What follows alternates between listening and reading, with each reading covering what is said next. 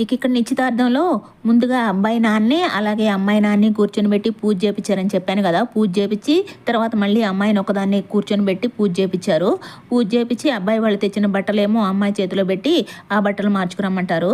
ఇదిగోండి బట్టలు మార్పిచ్చి అయితే తీసుకొచ్చేసారు. ఇక్కడ అమ్మాయికి మా వదిన నెక్లెస్ వేసిందండి.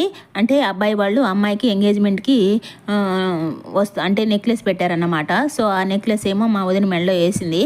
ఆ తర్వాత పూలదండ కూడా అంటే పూలమాల కూడా మా వదిన దగ్గరే వేయించారండి అమ్మాయికి. అంటే అబ్బాయి అమ్మ దగ్గర వేయించాడన్నమాట పంతులు గారు. ఆ తర్వాత అబ్బాయిని తీసుకొచ్చి అబ్బాయికి ఏమో అమ్మాయి నాన్న దగ్గర వేయించారు. అలా వేసిన పూలదండల్ని వీళ్ళిద్దరూ మార్చుకున్నారు, అబ్బాయి అమ్మాయి. తర్వాత ఇక్కడేమో రింగ్స్ మార్చుకుంటున్నారన్నమాట. రింగ్స్ మార్చేసుకొని ఇదిగో ఈ పూల చెండ్లు కూడా ఒకళ్ళనొకళ్ళు మార్చుకుంటున్నారు.